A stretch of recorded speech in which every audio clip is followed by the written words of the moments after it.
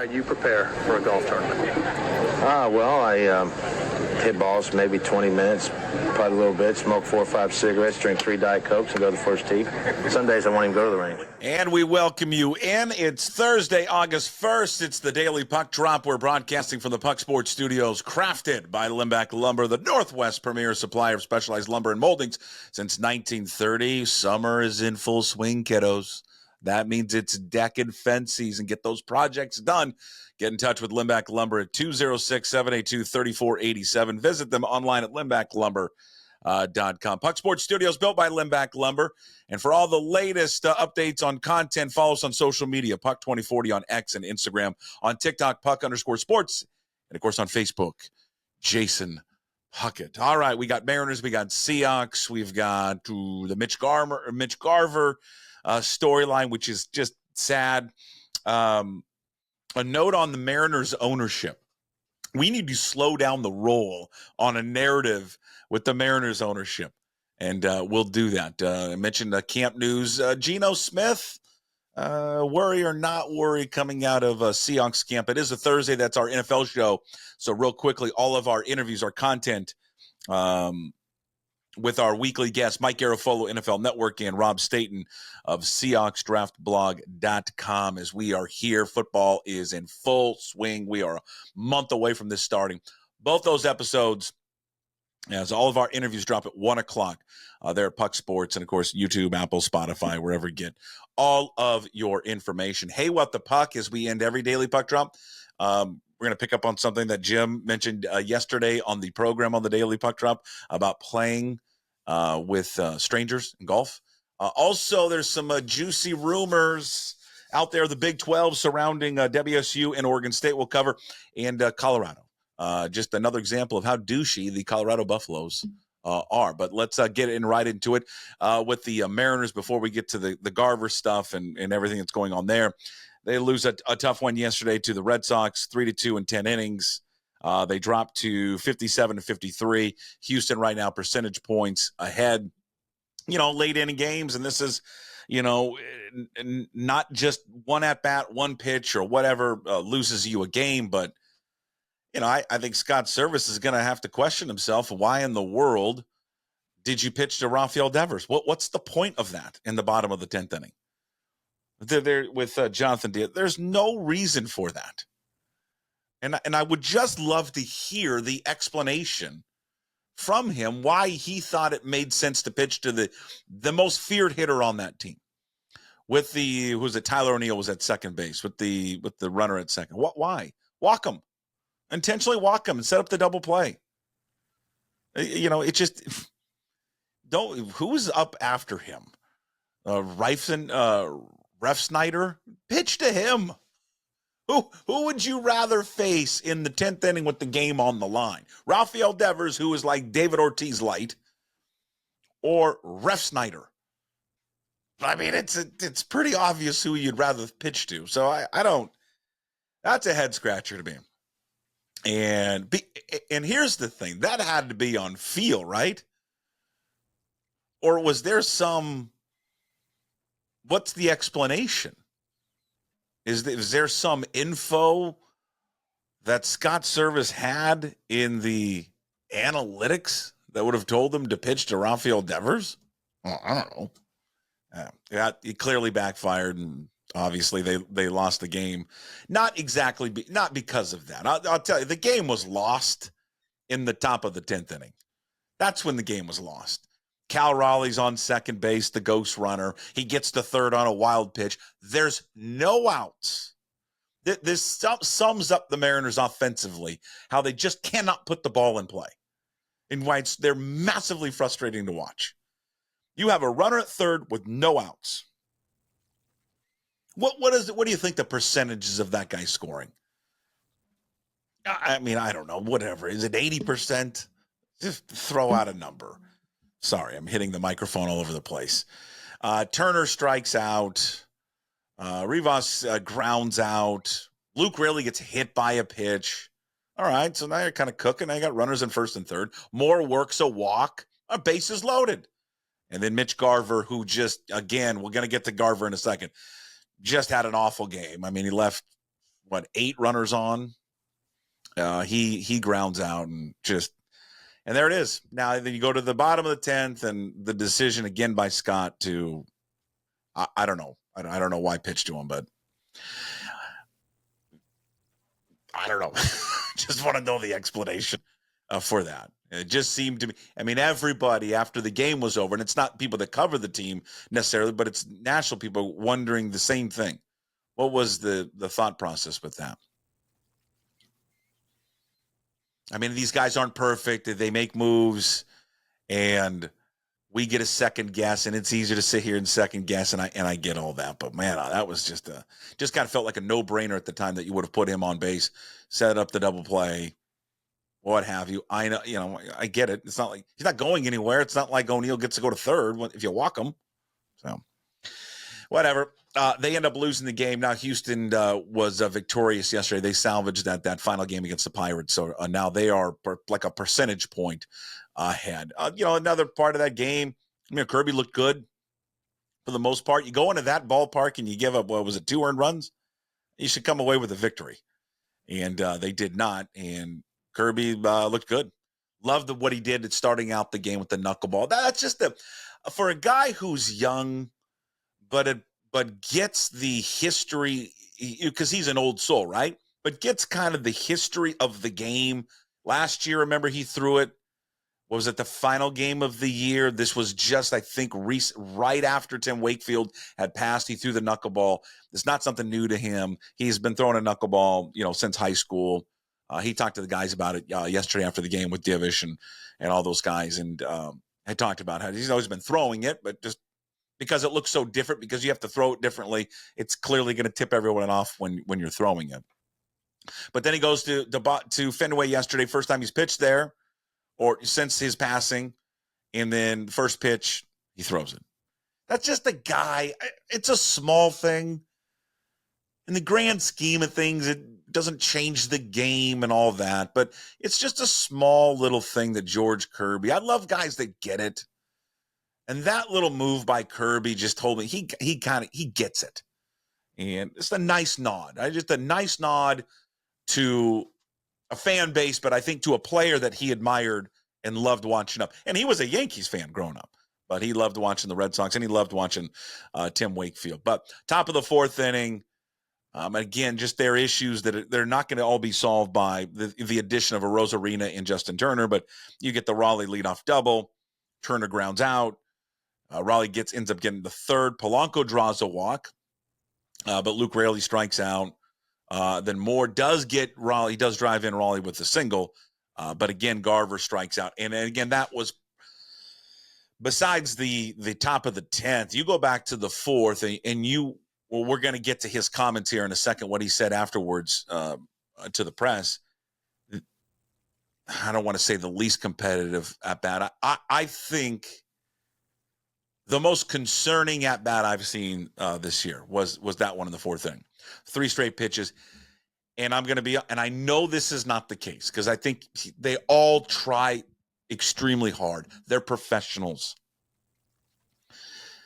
He seemed disinterested. Or maybe a better word is he seemed defeated in that at bat in the 10th, in that 4th inning. I'll be honest, I'm really concerned about Mitch Garver. Like from a human standpoint. I want to touch on that here in a quick second. The BetM's under summer, it's back. That was a big number yesterday, kiddos.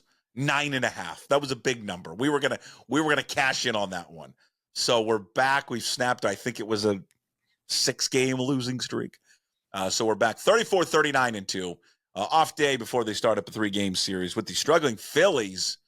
By the way, Phillies are struggling immensely right now. But that's going to be a fun series. Fun series to see the Phillies come in here and their fan base and all that. So the Mitch Garver comments, and in case you missed it or haven't seen it yet, he's not playing well. He hasn't played well all season long. It's been a disappointing signing. That's on everyone involved with that, but it just has not worked out, and they are married to it. They are married to that and Mitch Haniger. We'll have more of that in just a quick second, but Last 12 games, 5 hits. He struck out 19 times. He's hitting a .09. I mean, it is just falling apart for him. And he went on in with the press yesterday and said that it's been hard. The season's hard. He's trying. He can't get out of it. And noted that he's received death threats and threatening messages on social media. And I haven't heard a player talk like this in a really, really long time after a game. He said, quote, I mean, this is an alarming quote from a player. I've already accepted the fact that I'm not going to hit above 200 this year. I don't know. It might not get better. Who knows? Maybe it just gets worse. I don't know. But I show up every day prepared to play, prepared to get better and work hard and control what I can control. And the people out there that say certain things, they can say whatever they want. I think I bring a lot to this baseball team. It is just rare you hear someone talk like that. These guys are so uber confident, all of them. And to hear someone talk in such a manner, but part of it you have to say, hey man, kudos to him because he's being honest and letting you know how he feels. And I guess I acknowledge that is probably refreshing, the honesty. He went on to say, quote, it's probably the hardest I've ever had to grind. This is by far the worst I've ever played in my career. Tough on myself and my family with the death threats, the retire, you suck, and fucking kill yourself. All of that shit. It's getting old. The only way I can change it is if I play better. But it's like I continue, but it's like continuing right now. So the worse I play, more here, and rightfully so, I'm not playing well. It's concerning. And there is I don't know how vocal this group is on social media. I'll be honest, I don't follow athletes. So I'm not really follow Mitch Garver on social media. I believe if this is him, Garv Sauce at Mitch Garver, is that him? He hasn't posted anything for a while. If that is him, so I'm not sure, like where he's getting the social media hate. Maybe it's on Instagram. I don't know. We joke a lot about the Puckett crisis firm.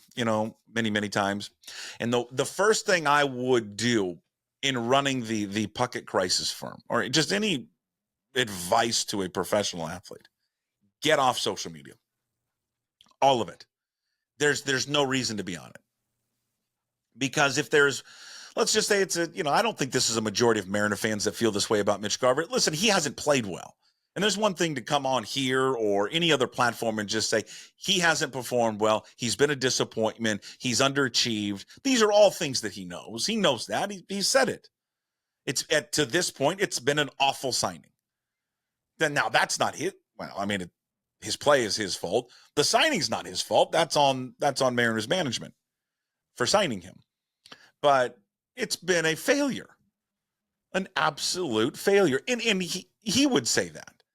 Now, I think you can say that like I just did without saying, I hope he goes and kills himself or death threats. I mean, but this is the problem with social media. This is the keyboard warriors. You can say whatever you want on this. You're hidden, anonymity, and all of that. So it's if he's getting this stuff, and listen, I just say if he's getting this stuff because I don't see it and I don't follow it.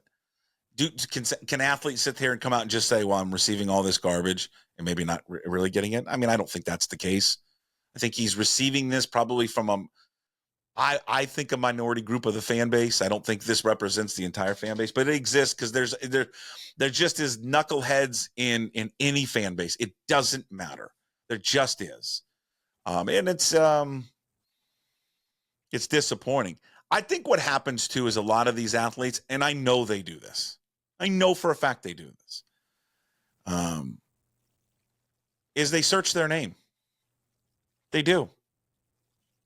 And they see what the replies are. So what I think is probably happening, rather than these people reaching out to Mitch Garver directly, and I mean, or maybe there is, I'm sure there are some, directly saying these things. I think Mitch Garver probably gets on social media and types in Mitch Garver and sees what pops up. But again, just get off of it. Every athlete. I mean, I know athletes now building your brand and all that kind of stuff is great, and you want to interact with fans and all of it. But man, I'm telling you, it's a bad place. It is. It's a bad. Listen, I love it. I'm a big fan of social media. Whoop.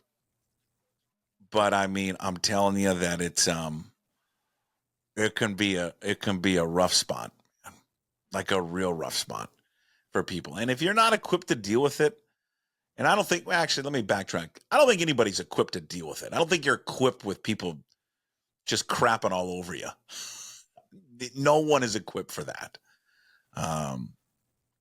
But I am concerned about where he is at with his mental state. I wouldn't be shocked, honestly, if they can pull it off. I mean, they're going to have to find a catcher, bring somebody back up, from Tacoma or wherever. If he doesn't go on some type of leave. I think Mitch Garver right now needs I don't even know what that would be. Would that be a bereavement? I don't know. I think he needs a week away from baseball. That's what I think he needs.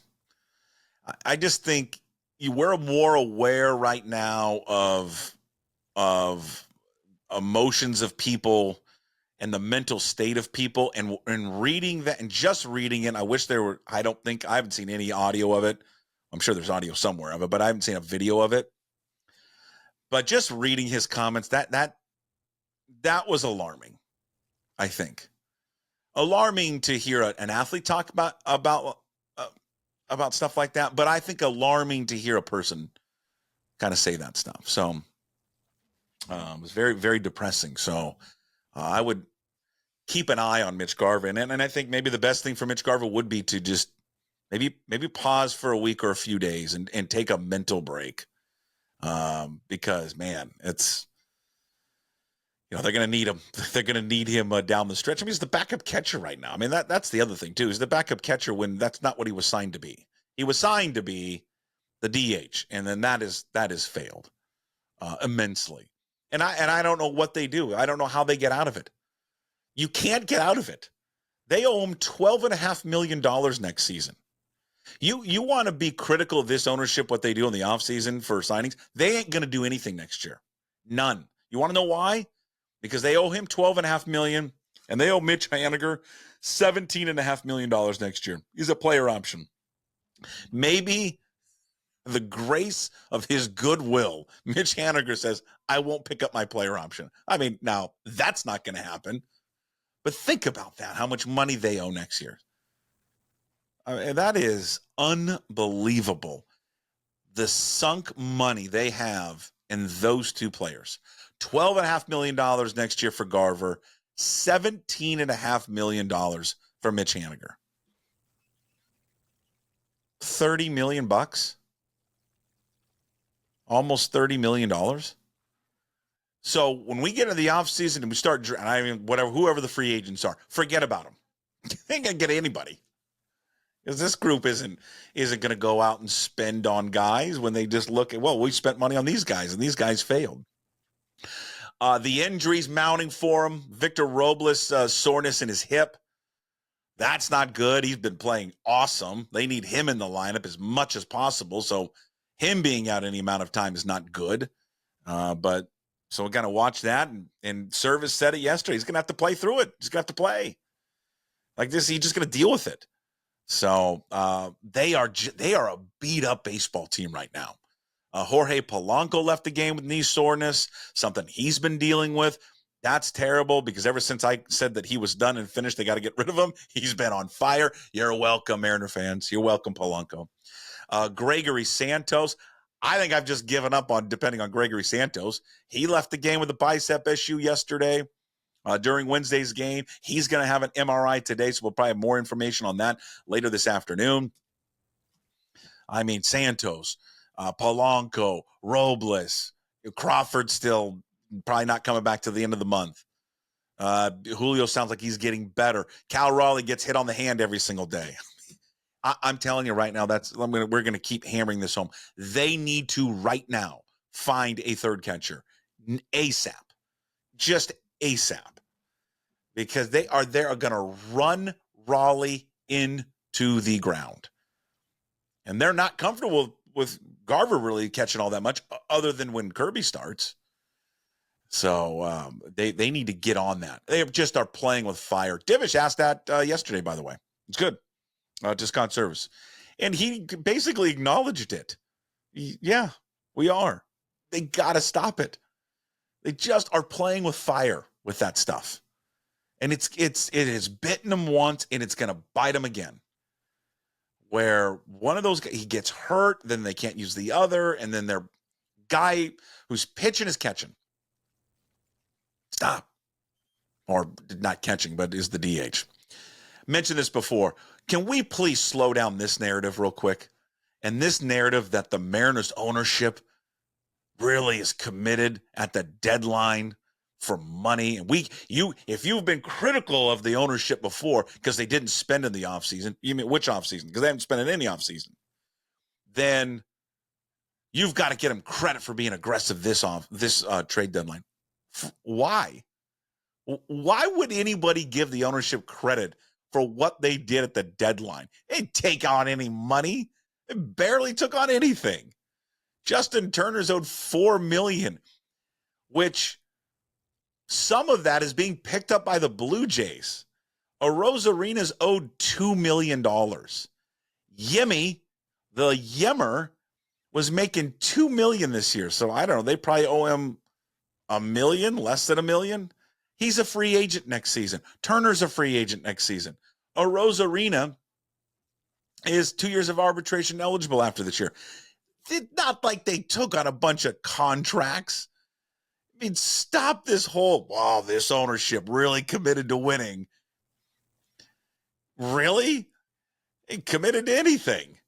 They've proved that over the last few off seasons. They aren't committed to. They shed payroll when they don't need to be shedding payroll. They're worth $2.2 billion, kids. Okay? Don't give them a pat on the back because they did what they were supposed to do.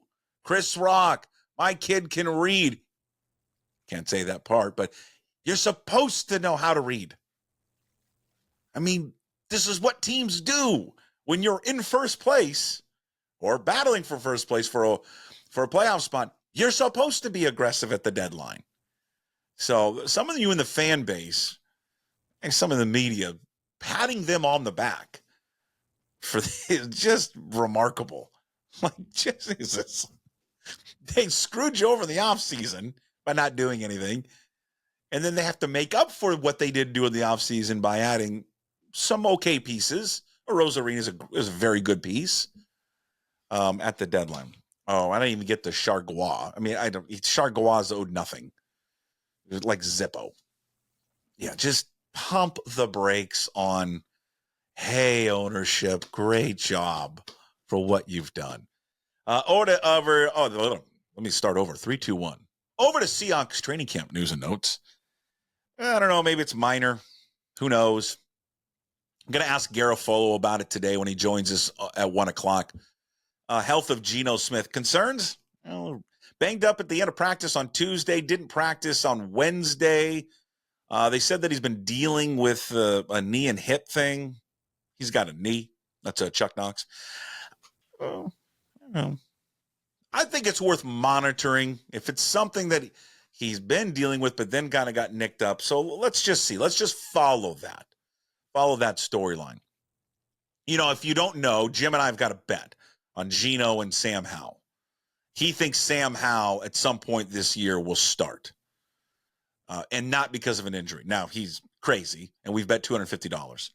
But I will say this, I mean, this in a roundabout way, maybe defending Jim. The best case scenario for the Seahawks, honestly, is if Sam Howell were to look great during camp and take the job from Geno Smith. And you're saying, well, I don't understand that. Because they don't have a future at quarterback. The future quarterback of this team is not on it.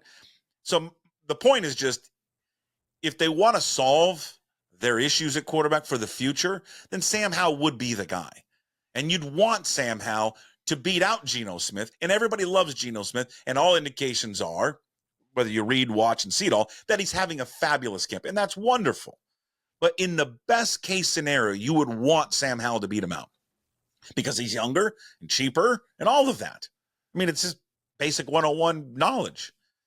But it's not happening. I mean, he's getting outplayed by people that are watching it closely.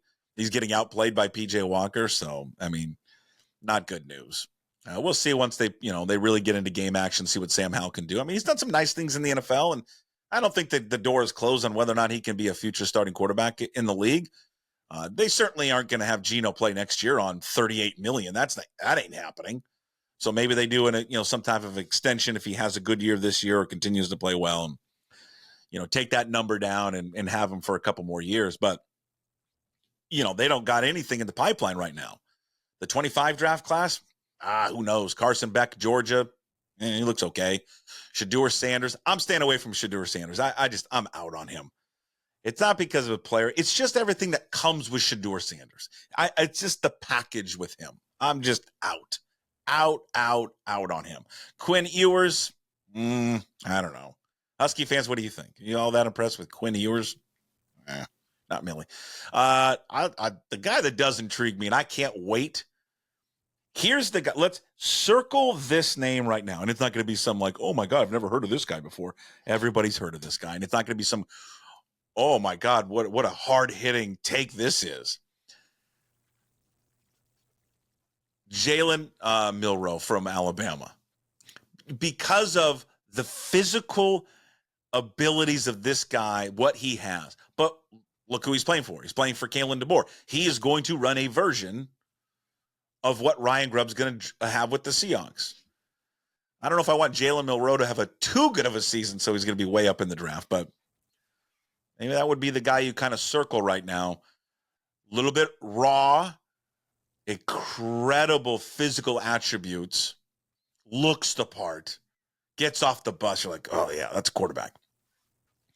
But it's going to now run a familiar system that DeBoer's going to implement with Alabama that Grubb's going to have with the Seahawks. So there's the Penn State quarterback. There's Dylan Gabriel at Oregon, Jackson Dart of Ole Miss, Riley Leonard, who transferred to Notre Dame, Cam Ward.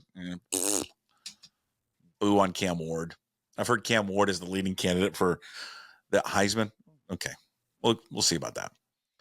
Players to be excited for during camp. They did some weird different stuff yesterday with look like just like a walkthrough drill, but the guy that I keep getting excited for, and Dugar wrote about it at The Athletic. Go check it out. Great piece by Mike, as he always does, detailing guys that have stood out to him and in players and stuff. And he mentioned Nwosu, and I'm excited to see what Uchenna Nwosu can do. We didn't really get to see him last year. He played 5-6 games, and that was it. He can be a stud, man. He could absolutely be a stud. And I can't wait to see what he can do in that defense. But because he can be just a real a game wrecker, man. Just a game wrecker. So I'm excited to see him, and I'm excited to see Hall, and I'm excited to see Darrell Taylor and all those guys. But Nwosu has been a guy that I've been thinking about because he didn't really get to have him last year. What can he do this year? All right, we wrap up every daily puck drop, the DPD, with Hey, What the Puck. It's brought to you by our good friends at Restoration One of North Seattle, your restoration company that lets you avoid the stress of water, fire, and mold damage with their property restoration services. Locally owned and operated. Go say hi to Trent and Derek. Make them your first call when damages affect your residential or commercial property, 206-817-8917. Visit them online at restoration1.com, the North Seattle franchise. Also follow them on Instagram at Restoration One North Seattle. Derek's the goofy one that does all the videos, but I'm gonna tell you, the guy's a natural. He's a real natural at this, and they're quite funny. So go visit them and subscribe and like and follow them on Instagram at Restoration One, North Seattle. So, all right, so the great Jim Moore, the go-to guy, brought this up yesterday, and he asked me a question about golf and playing with strangers.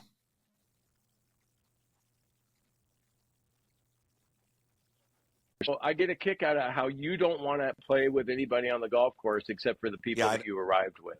Like you don't like being paired up with people. Okay, if I felt this, what you just think like I just don't care for. Why don't you like? Hasn't there been, haven't there been times where you've enjoyed it? Like, thank you. Appreciate that. When I go play golf, I want to play with 3 other people that I know, and not have the uncomfortable. Well, what do you do? Oh, I'm a big time talk show host. Or wait a minute. Hey, I was. Unfair shot by the go-to guy. It's not. Do you people like playing with strangers on the golf course? I hate it. I hate everything about it. I don't like the uncomfortable conversations, the chit-chat, the small talk. And if the player is bad, it's annoying because with your buddies, if they're playing slow or being an idiot, you can talk shit to them and tell them, hey, speed up and let's go. Let's move on. We don't need to look at the putt for 10 minutes. But if it's a stranger, you're not going to say that to them. I hate it. I hate everything about it. I mean, if I go play by myself, I try to go so early in the morning so I never have to be with anyone. And when like you're getting to the like, especially if you have 3 or whatever, and you're up there about to tee off, and you're like, oh my God, we're going to play. We're not going to get a single. And all of a sudden, the guy just starts speeding up. His shoes are untied. He doesn't have his glove on. He's just bought balls. He's got like a hot dog mustard dripping off his chin. And you're like, shit. We got Daryl. Yeah, I hate it. I just cannot stand playing with strangers. I know. Does that make me a bad person? Leave a comment below. Tell me, are you like Jim Moore? Do you like playing with strangers? Do you like getting paired up with randos on the golf course? I hate it. There is a terrific little rumor mill that's going on right now in college football. We've talked about this guy before. And his name, he's not even his name, but you can follow him on Twitter at MHVER3. Okay. And this guy has just been all over like college football, realignment, and all that kind of stuff. And he is someone connected because he's pretty much 100% right about a lot of stuff. And he was during the Pac-12 and all that kind of stuff. He had said there's been rumors with the Big 12 meeting with other teams in the ACC and all that other stuff. And he mentioned that West Virginia and a few other Big 12 schools are offering the counter proposal to Brett Yormark today. And that is that the Big 12 enters into a scheduling alliance with Oregon State and Washington State in 2025. And if ratings satisfy them, an invitation to join would be extended with enhanced fee requirements and a graduated buy-in. Wouldn't get a full share member until the next TV contract. The Pac-2, Oregon State, Washington State would halt all legal disputes with networks during this evaluation period. The entrance fee would be used to offset travel costs for expanded geographical footprint. The conference or the Pac-2 would relinquish ownership of the Pac assets to the Big 12 as a condition of joining the conference. Again, only if they join the conference. This would include all monies, media infrastructure, and intellectual property. Big 12 CEOs would need to approve a provision that if the conference expands again, there will be at least 2 additions east of the Mississippi River. So there you go. There's the latest. Potential a lifeline to Oregon State and Washington State. Ann McCoy had talked about this at her introductory press conference. She's the new athletic director of Washington State, and she said that something's kind of in the mix. Maybe this is it. Maybe this is exactly what she was talking about. All right, the last one. I don't like Colorado, and I don't like Shedeur Sanders. But the Colorado Buffaloes, on their practice jerseys, I don't know if you're going to be able to see this. I'll put this up on the video. Obviously, listener, you're not going to see this because you're listening. But Colorado is putting their handles for social media on their jerseys. You see it? You can see it, right? It happened a little fast. But you could see on the back of Shedeur Sanders' jersey that it doesn't say Sanders, it just says at Shedeur Sanders. That's a social media handle. What a bunch of douchebags. They are so douchey. They went from being a fun story to, I think, the majority of football fans now root against Deion, his kid, and everybody associated with it. But yeah, the Colorado Buffaloes, instead of having their actual names on the jerseys, now have their social media handles on their jerseys. Are they serious about winning games, or it's all an ad? And I'm going to tell you, does Deion stay after this year? Once his kid leaves and Travis Hunter leaves, does he leave? He has to leave, right? He's not back. There's no way he's back. All right, that's the Hey What the Puck here on the Daily Puck Drop. Hey What the Puck, we do it at the end of every DPD. It's brought to you by Restoration One of North Seattle. Visit them at restoration1.com, the North Seattle franchise. Follow them on Instagram at Restoration One North Seattle. Coming up later on the program, Thursday episodes, Mike Garofolo, NFL Network, and of course, Rob Staton from SeahawksDraftBlog.com. Those episodes released at 1 o'clock. And again, the Daily Puck Drop, your daily sports fix, released every day at 10 a.m. All guest content, as I mentioned, released at 1 o'clock. Stay connected. Please like, follow, subscribe on YouTube, Apple, Spotify, wherever you find your podcast. And, of course, all content, head over to pucksports.com. We'll talk to you later. As always, we promise to be better. No shirt, no shoes, no dice. Would anybody like to smoke some pot? Yeah. I was born to love you. I was born to lick your face. I was born to rub you. But you were born to rub me first. What do you need my address for? We'd like to send out a mailer. Mother of mercy, I don't speak Japanese!